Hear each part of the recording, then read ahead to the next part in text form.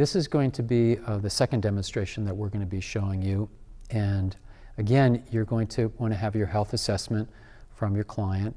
You want to, if they're a new person, you want to make sure that you explain to them what you're doing and what JIN SHIN JYUTSU is. And just give them a little background of what you plan to do with them, and then make sure they're comfortable and you can put them down on the table. In this situation, I'm working with a female who, in her health history, as you'll see, has a history of diabetes, and is on medication. And other than that, there's nothing else that's warranted that we need to put down. You want to list what medication she might be on so that you know that for the future. I've needed, because of the tension that she's told me that she has, the pain that she came in with in her neck, I needed to use a pillow to be able to help her so that she's comfortable. And then once she's comfortable, then you can start your assessment. First of all, what I notice, what I've just mentioned, is that her head is hyperextended because of tension in the back of her neck. And I'm going to feel that in a moment, but you can just see that. Her right shoulder is just a little bit fuller and a little bit harder than the left. You can see it, and when I put my hand there, it's quite warm to the touch.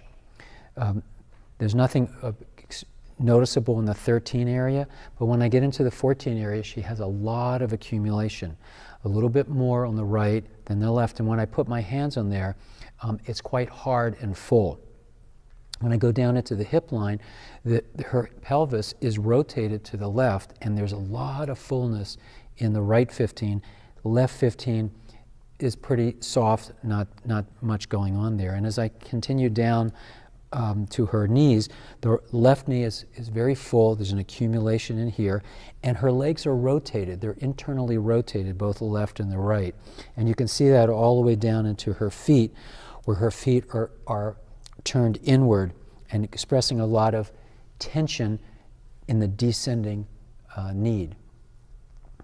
And so once you list the things that you've noticed on your paper, then you add to it what indications that is telling you. So right now I see a lot of descending need, more on the right side, especially in the upper extremities, and in the left side, just a little bit more tension in the left one. But then you want to be able to check the back of the knees and the tension that you may or may not feel. She has a lot of fullness in the right 8 area, but not so much in the left. As I go into her back area, from the 2 all the way from 23, 9, and 10, it's very, very full on the right side. It's almost like, big cables. And that's what I'm seeing in the front, her body being rotated towards the left, is because of the tension in the back. So this individual is expressing both descending need and ascending need. So now I have to go in to listen to her pulses to determine where I'm going to start my treatment, what I plan to do, and where the cause is. Do I need to start with the descending, or do I need to start with the ascending? And just to remind you and to reinforce, we want to keep things simple. You don't have to do a lot of flows. You just have to determine the flows that are related to the things that you observe in the body. Okay, so I'm going to listen to her pulses, but I just want to make something a little bit clearer.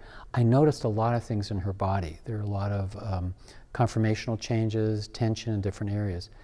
And you don't need to write down everything that you see.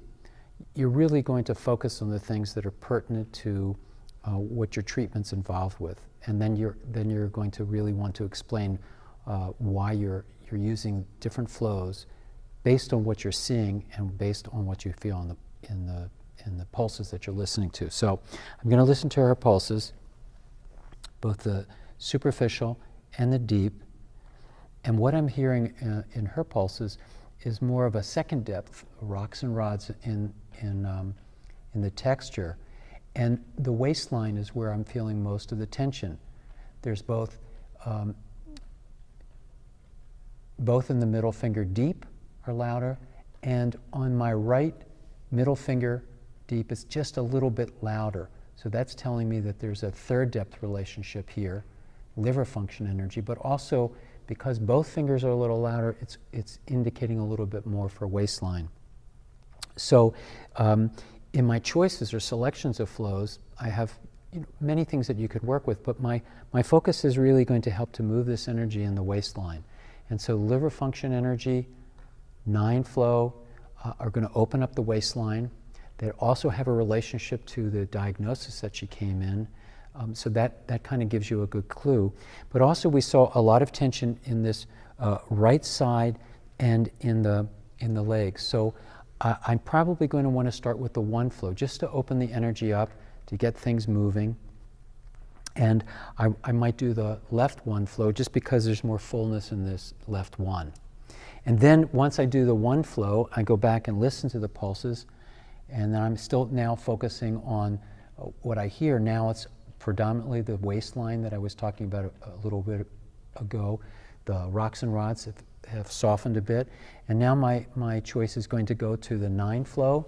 So I'm going to do the 9 flow, and then if I have time and I go back and listen to possibly do another flow, my choice is going to be the liver flow.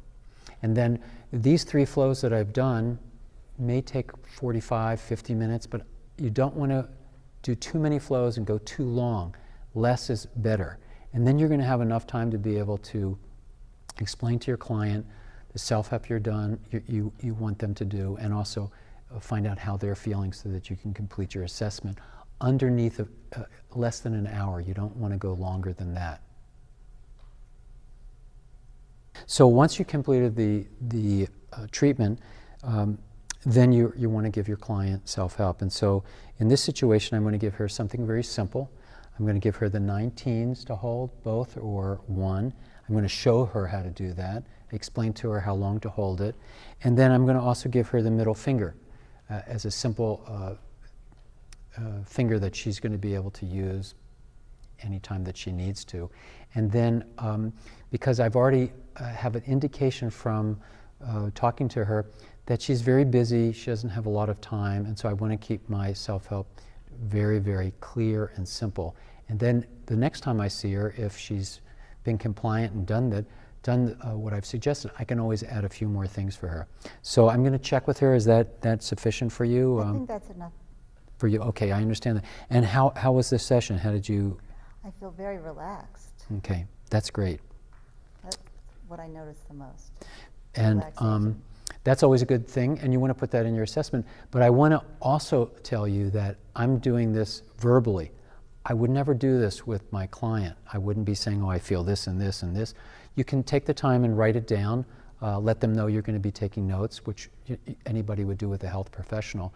And you keep that information to yourself. If they ask you questions, which is normal, you just tell them, I'm just checking these things out, and I'm going to start working with you. And then when you start working with them, you can just make it really simple. You say, I'm just helping to move the energy wherever it's congested, and you'll see how you feel afterwards. So I hope that's helpful for your filling out your assessment, and we all wish you great success in the future. Thank you very much.